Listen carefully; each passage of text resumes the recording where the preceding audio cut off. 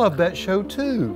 Hey, if you'd like to become a zombie without being bitten, you need to listen to what my friend Les Galusha says. So Les, how long do you think it's going to take to zombify me? Well, everything we're using here you can find at Walmart or in your kitchen. This here is a little gelatin appliance made from like Knox gelatin. It's a little higher grade than that, but I pre-painted it and it's a sculpture here just of a tooth bite. So the first thing to become a zombie is to get infected in some way. So we're going to say zombie bite. Infection. And earlier today we created a small army of zombies, about 6 of them in an hour, and we used anything from oats and latex and tissue paper and latex and more tissue paper and latex. So what we're going to do is put a bite here, probably on this larynx area. So I'm going to use some adhesive. It's very sticky. It comes off with special remover called napalm. So I get to wear some napalm. And again, this is gelatin. It can sweat off, so it's not foolproof that it's going to last all day. And this stuff is like contact cement, so I put it on one piece here, and then I put it on the other piece, and it will, once the two pieces are dried, they will adhere to each other. So now we're going to see here, let's see kind of how this fits here. So we got a bite. And depending on how much time you have, will depend on how much these edges can get blended. If the mold has thick edges, then you can't ever blend a thick edged mold. So we try to get these as thin as possible. So they're paper thin at the edges. Right. It smooths all the way down to nothing. And then you can use what we're going to show in a minute, some hot witch hazel, which you can get at pharmacy or Walmart. Right. So now I'm going to take this piece here and I'm going to get under the edges as close as possible to tie a few of these down. If you leave this on the ground, one of these dogs running around might eat it because it is edible. It's made from gelatin. And we'll end up painting this with, you can paint it with rubber mask grease paint, which you can get at Halloween stores. There's also alcohol activated paints, which are waterproof. The good thing about wounds and zombies is they're not pretty. The edges can be torn. If it's an old age makeup or something like that, then it needs to be perfect. Whereas what we're looking at here, you can always add a piece of goo and it can just look like another wound. So it's holding on here. So you've got a good solid bite. I can feel it. Now these edges, what I'm gonna do is I'm gonna take witch hazel, which I have here, I'm gonna heat it up in the microwave for about 12 seconds. You don't want it to get too hot.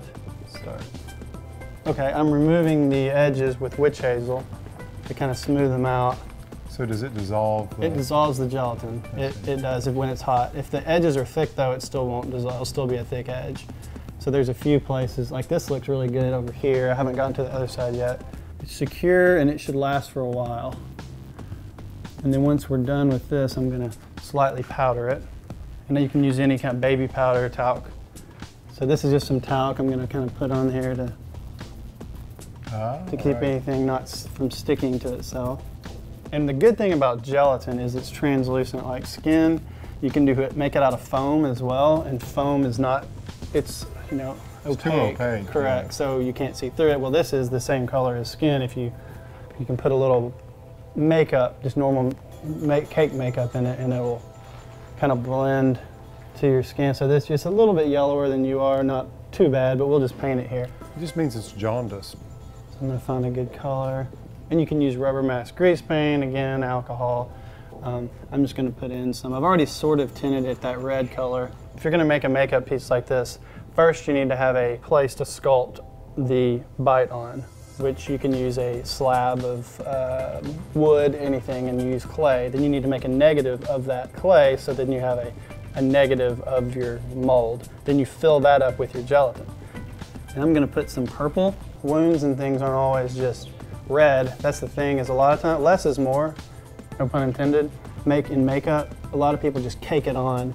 And this morning we were putting on makeup on their faces, and on one of them we used simply latex and toilet paper, and on another one we used oats. You can use sandpaper, anything to give texture, and then you can add like scabs and stuff. So here I'm just adding just some subtle layers of paint. So now you get a little purple give kind of the bruising color. And so like now, if I wanted to, I could go up here and create kind of some darker, kind of purple, veiny, depending on what kind of zombie it is. You can do some really subtle bruising. It's really just how much time you want to spend on each area. I'm going to fill this up with some blood gel. Don't skimp on the blood gel. Looks like he just got bit. So inside each tooth. Feeling that way.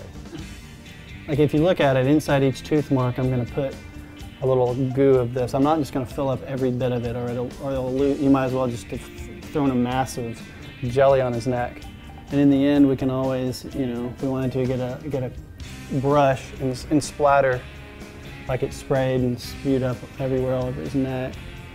But you can see it kind of blends here, and like if this little edge here doesn't quite smooth, we can add just this little blood piece to hide that. So now he's got a bite. You know, pretty good little hole in his neck. This is a good example of a quick and dirty makeup that you can do with anything out of your kitchen and scare your dinner guests. I love it. There we go. So we can do little abrasions. It's like I fell off my bicycle while the zombies were chasing me. That's a good point. So he's got a little chin abrasion there, maybe where he fell off the bike and then the zombies attacked him after he couldn't get up fast enough. Say you conked your head, then there would be maybe like a slight pink. Again, makeup, you don't want to add too much. This is just a subtle layer here that's giving him a kind of a burn look. Then we're going to add a little bit more red, but not much. A lot of times I'll use Q-tips, or I'll use sponges or the ends of fat brushes. So now it just looks a little irritated. So to make it actually look like a bruise, we need some blue. And one thing you can do with the bruise to make a bruise look like it's sticking out further is you can always add a lighter ring around it. It gives you the illusion of depth. So we've got a little bump there. Let's take a little of this kind of purple here, and this is a similar look you can do for someone who's cold. So now he's got kind of this like allergy nose, as we'll call it for the moment. And I'm gonna add some little blue veins. If you want to close your eyes, I'm going to do a little bit here, just in your eyes. And this is more of a red tone. And one thing we want to make sure we do is just not stop with a hard line. We want to kind of get it smoothed out, or it'll look like makeup. And I'm using the grease paint because we're going around the eyes. I did not want to use any the alcohol stuff, because alcohol around the eyes isn't good. And we tested this beforehand to make sure that there were no allergies, because some people do have allergies to different things. So. Was it stage 1 of zombie, is just sort of getting sick. You just got bit, so we're not going too far with this. Right now, I think that's a good look for your face, but let's say what would happen if we brought up the disease from the neck that's going to this area. So I'm gonna take this color that we started down there and kind of start bringing it up. Following the path of contagion.